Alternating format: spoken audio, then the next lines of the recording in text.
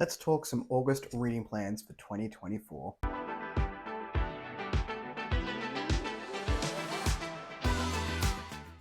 Hello everyone, welcome back to A Fictional Escapist. My name is Kris, and today's video is going to be a very quick TBR for August of 2024.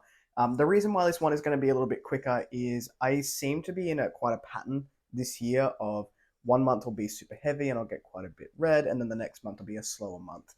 Knowing that I'm going home to Brisbane in the month of August, and we will be there from the 8th until the 20th, a large chunk of that time is going to be spent with family and friends and probably not having a whole lot of reading or writing time.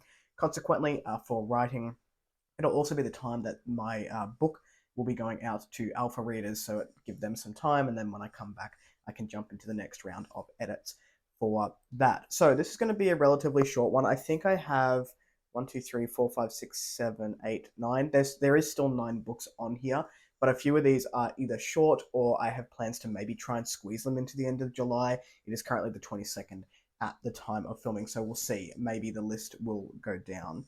Now, August is going to be an absolutely awesome month for ARCs. I've got 2 of my most anticipated releases for 2024 on this list, and they are going to be my 100% priority reads. I have a beta read, which always will take priority as well, and I have what I suspect will be a carryover for the month. So we'll start with the beta reads that I have, and that is going to be The Swamp by Palmer Pickering. This is the sequel to Darktown, which is book 2 in the Tales of Temerity. Sorry, Ariana is behind me and making noise as she moves and gets comfortable. But yes, this is book 2 in the Tales of Temerity series. Level 2 is The Swamp, and I cannot wait. It's so much chunkier than the first book. I just finished a reread of Darktown and had an amazing time with it, so I'm very much looking forward to beta reading The Swamp. The next one that'll be not a carryover, or maybe I am planning on starting The Swamp in a couple of days' time, will be Told of Hounds. I haven't started this one at the 22nd of July, so I have one book that I want to read, a novella, and then I'll be jumping back into the Bloodstones by Tori Tekken, and then once that's done, I'll be jumping into this. So I'd say maybe this last couple of days of July, I'll start this, and then hopefully, I will move on to this, have it finished, fingers crossed, by the time that I go to Brisbane. Otherwise, it's coming on the Kindle. I mean, I usually read these on e-copy anyway, just because they're not as heavy to take around. All right, so jumping into the arcs that I have that I'm really excited to get to in the month of August, we have 4.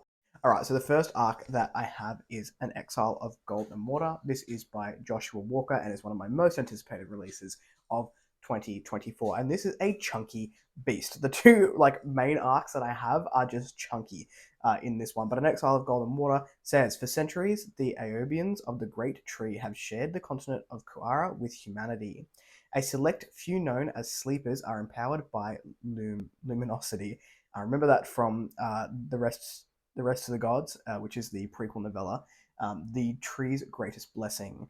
Drift, a young and cynical Aobian, has been exiled from his homeland forever.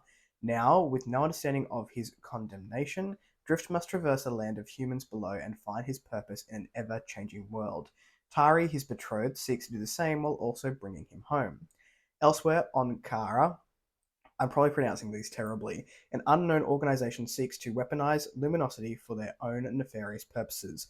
Drift himself is a part of this puzzle, and it quickly becomes apparent that the struggle for true power in Ka'ara is emerging for reasons greater than anyone is prepared to grasp. It sounds fantastic. Like I said, I'm really looking forward to this one. I can't wait to read it. It's very likely that'll happen as soon as it hits my Kindle. I'm ready to go, Josh, for what you've got planned. The next arc that I have doesn't actually have a blurb, so I can't read it out for you, but I have heard that it is coming early August, and that is A Graveyard for Heroes by Michael Michel. This is a follow-up to The Price of Power. I will put The Price of Power up here, which was one of my favorite reads when I read it, and probably still to this date, the most rereadable self-published book that I have consumed. I'm not sure if that book consumed me or I consumed it, but it was just fantastic. I can really see this series being compared with something like Game of Thrones meets Joe Abercrombie, but better. You all know my stance on Joe Abercrombie's writing at this point in time. I think that Michael Michel really gave me what I was missing from Joe Abercrombie's writing, and fantastic. Cannot wait to pick up the second book. The next arc that I have is just for a little novella, and that is Requiem for a Star by Yuri Gutman. So I think it's actually U.G. Gutman or Gutman. Sorry about the pronunciation on his novels there. So this is just a novella. It is technically a part two, or I think it's like marketed as a second book in the series, but it is a prequel novella and can be read without reading Winds of Strife, which was the first book in the series. I have not read Winds of Strife, so I am going in with this one being my entry point to the series. It says, before the voices, before vengeance and blood and lies, Nye was just a boy. A curly-haired boy, shy and kinda cute. Nero was his name back then, and he wasn't alone. He had me. Hi, I'm Nova. Pleased to meet you. I'm not a fan of small talk, so here's what you need to know. I'm 17. I like books and swimming and jewelry and asking weird questions that put people on the spot. My biggest fear is having no one to talk to, and my biggest dream is that people will listen to what I have to say. And it says, Requiem for a Star is my story, how I met Nero, what I learned from him, what I did, and what I fought. It's a bittersweet love story, a tiny bit sexy, around magic, lost velocity, beauty, and hugs. Lots of hugs. It's also a memorial for another girl, another face, one of many in a better place. This sounds like it is going to hit hard from that, so I didn't really know what to expect before reading that, but I think that's going to be an emotional doozy. Another arc that I would really love to get to, it's not coming out until October, but I don't know, I'm too curious, I need to know, is Club Contango. This is by Elaine Bowie. This is, the author really kindly sent me some artwork, and this artwork, I mean, the lighting in here kind of sucks now, it's sort of evening time, but like stickers, cards, like amazing. I am so intrigued by this book and I cannot wait to get to it. I'll put the cover up here so you can get it in a better light there. Single mum Connie Lamb runs an illegal micro casino on the first international space city with her best friend, until the murder of former business partner crosses with the fine print on an old AI job, locking her into a race to reclaim her life from versions of herself. It sounds insane. It sounds amazing. I cannot wait to pick this one up. Hopefully while I'm in Brisbane as well, along with a couple of the others on this list. Then I have two hopefuls, one which definitely needs to happen because there will be a podcast episode happening surrounding this entire trilogy. Late September, I believe it is. Don't quote me on any of these times, but I really need to jump into the Southern Reach trilogy by Jeff Vandermeer. So we'll be starting with Annihilation there. I may even get to this one this month or start it this month and then finish it up early in August and go on to the second one because we do want to get the whole trilogy done together. This is Ryan and I, context, who are doing the podcast to be able to chat about it late September. So I really need to get a crack on with this one. So I'll either be reading one or potentially two of those stories. If I read the second one, that is Authority.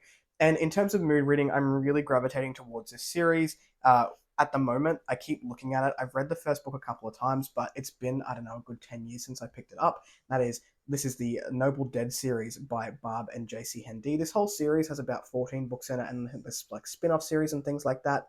The first arc has 6 books in it, and I don't know. It's calling to me right now, and maybe I need to lean into that a little bit more. So if I get some time, this may be one I actually take like on the plane to Brisbane, but motion sickness is a thing, so we'll see. We'll see what happens there. But yes, if I get some time, I'll probably pick this one up as well. Those are my reading plans for the month of August. What are you picking up? Let me know in the comments down below. If you like the content, give one of those. If you want to see more of it, click subscribe at your will, and I will catch you in the next video. Ciao.